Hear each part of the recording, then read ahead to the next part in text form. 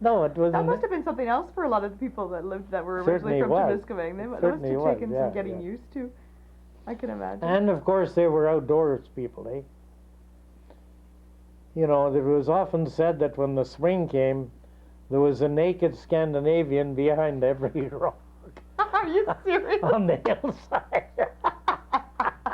Wow, I'm sure we didn't attract. I'm sure we must have attracted a few tourists just for that aspect. No, nobody thought much about it. No. They were different people. Well, that's good. It adds the Yeah. more the variety of people. The more variety of people you have, I think, the better. Good kaleidoscope, a good mix of. No, and everyone got along. Good. That's the main thing.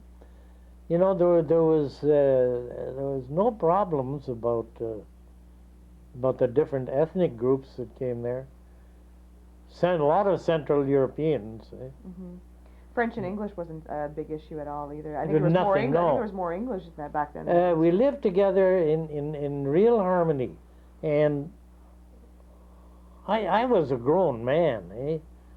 And I didn't know that the French-English situation existed until I joined the Air Force. Oh, really? And I was posted to Ancien Lorette, and I lived in Quebec City for a while. And there was trouble, eh, between the English and French, often, eh? Mm-hmm. Like English guys would go in a beer parlor and get ginned up, and they'd go to a group of French and say, "Speak English," you know. Oh, really? So the next night, the French would come to the English and say, "Speak French." When was what year was that, Gordon? When was That was the time? war years, eh? Those were the war In years. the 40s. So it even dates back Oh, yeah. the French Oh, English. yeah. Well, I do remember, we had a few separatists, even before the war, Oh, really? working in the mill.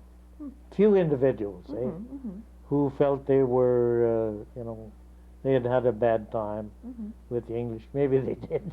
Yeah, that's right. It still exists. Well, it still exists today. No, but people that want that, you have to there was respect it, no isn't it? prominent effort made, you know, or animosity. Mhm. That's the We main got- thing. You want everybody to get along. You're We all got along. We you're all in worked it for together. the We same got along goal. well. Exactly. Yeah, You're there right. working together towards the Right. same goal. Leave the politics aside. Just work. Yeah, and- right. Yeah.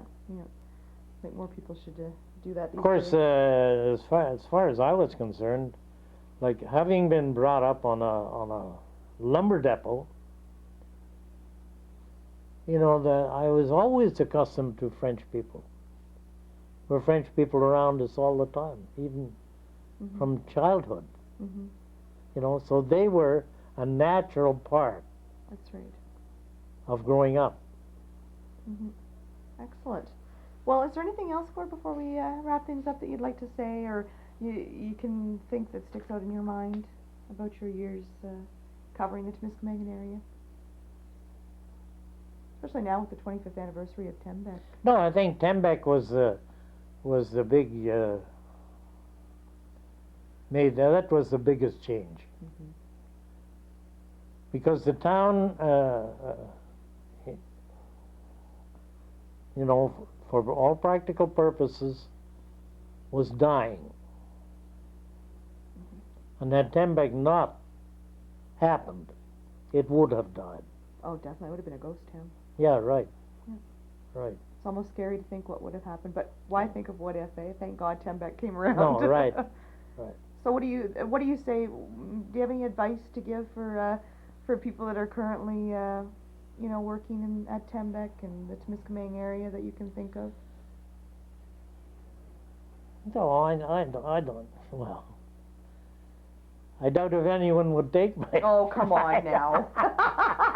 You'd be surprised. No, but Some words of wisdom. no, I think the thing is that maybe too many of the younger people don't realize the impact of an one industry town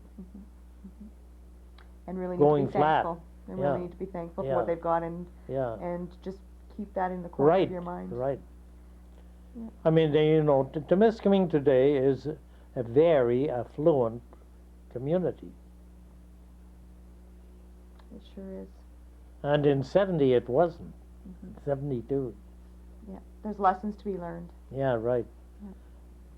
Good. Well, I think that about wraps that up. Good. Yeah, unless there's something else you can think of, I don't know. Thank you very much. Thank you. That's been good. I'd like to thank you, Gord, for coming on the show. It's been a real treat for me. I've learned a lot. There were some things I knew and a lot of things I didn't know.